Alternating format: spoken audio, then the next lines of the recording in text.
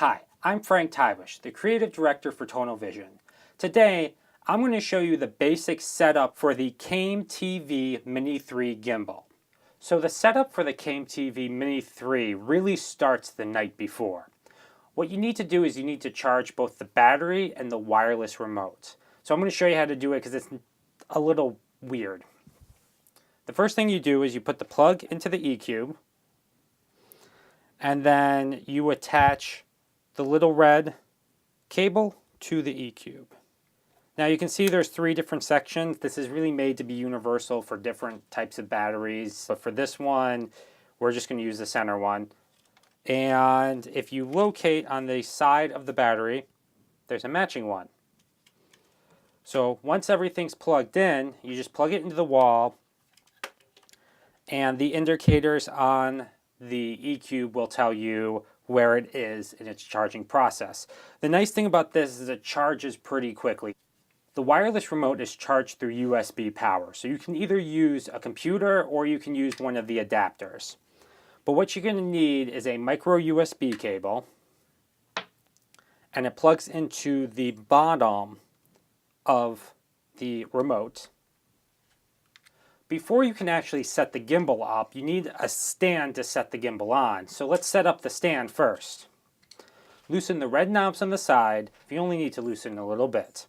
And then you pull up to clear the nub, swing it all the way around until it locks, and screw in the knob. Do this on all four sides. The side that has the crescent moon cutouts is the top. For our gimbal, we keep the handle attached to the fast dismount all the time. If you get one of these and it's not, there's a little screw in there that attaches the handle to the fast dismount.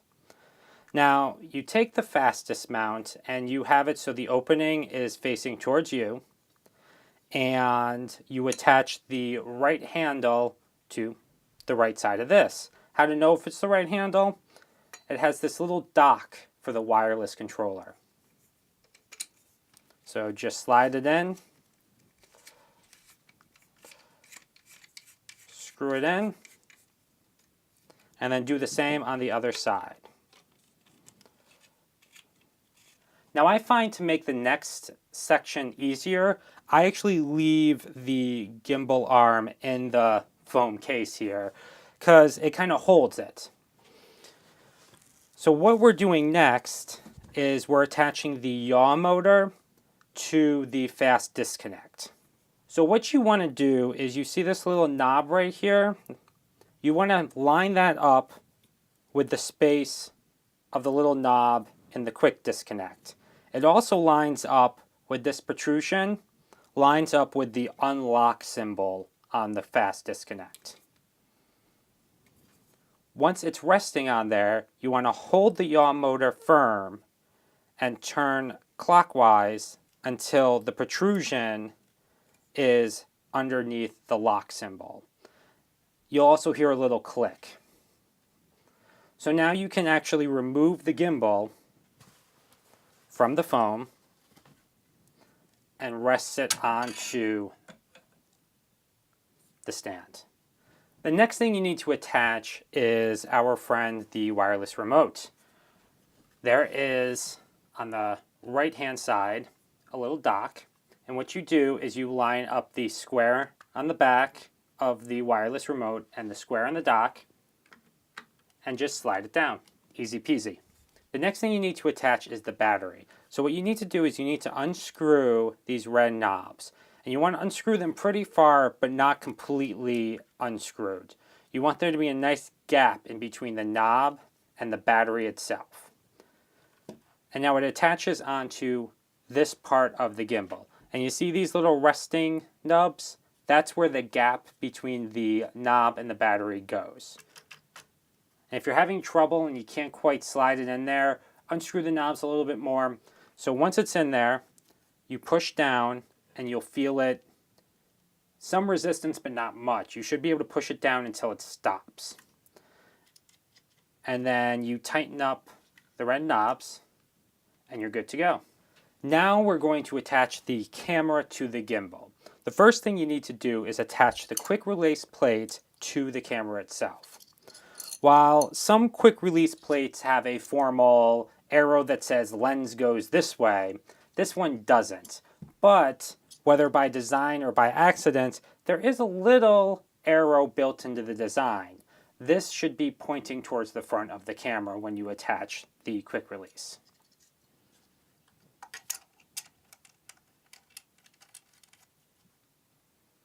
You want to make sure it's nice and snug, because with any gimbal, any sort of slight movement could throw off the balance later down the road. Now, depending on the diameter of your lens, you may or may not have to take the lens off the camera to be able to attach the camera to the gimbal. This lens is pretty wide, so I would tend to take it off. I find the easiest way to attach the camera is to turn the carriage horizontal with this front plate facing down. That will allow you to just slide the camera in and let gravity do its work. And then you can attach the lens to the front of the camera. So the next section is leveling the camera and the gimbal. There's a lot of finesse that goes into this section. It's probably one of the hardest parts of using a gimbal, but once you get used to it, it becomes easy. So there's 3 sections that you have to adjust to level the camera. The first is the placement of the camera plate. The second is the vertical balance screws. And the third is the roll bar. So the first thing you want to do is you kind of want to adjust where the camera is sitting in the cradle by pushing it forward or backwards to get it kind of where it's not quickly flipping forward or flipping back. And there's usually a bit of play. It may move side to side like this, but as long as it doesn't dip forward or back too much, you're pretty good. You want to lock it into place with this red knob here. Nice thing about this gimbal is all of the knobs and adjustments are all red knobs. So once you have it semi going well with not moving forward, what you need to do is you need to adjust the vertical balance screws and the roll. And what you want to do is you want to identify which one is moving the most first. So this one, as you can see, is trying to flip side to side. So what you want to do is you want to adjust the roll bar first. So unscrew the red knob on the roll bar and just slide it over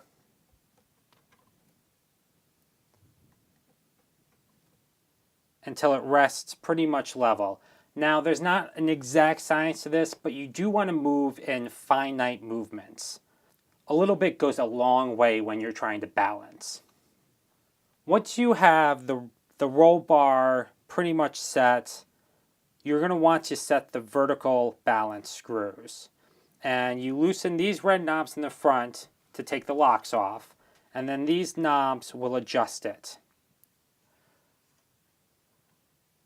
And what you want to get is so that the camera is more or less sitting fairly level. It doesn't have to be 100% level, but pretty level. Now that I have the vertical balance screws pretty much set, I'm going to go back and adjust the roll bar just a hair. And now I'm liking how it's setting, so I'm going to lock all of the screws. So lock the red one in the back here. Lock the 2 in the front here. And lock the one on the bottom here. And now it is locked into place and ready to go for the leveling of this. The last thing you need to set is the yaw leveling. And I find this one tends to be the one that doesn't need to be set often, but it's good to know how to do it. If when you're shooting with the gimbal and you raise the one side and this bar moves like this, your leveling is not right. It shouldn't want to move the opposite direction of what you're raising. So if it does that, you just undo this red knob, use this red knob to move it, and when you get it to a place where it's not moving so much when you slightly lift the one side, you're in a good spot. Lock it back into place and you're set to go.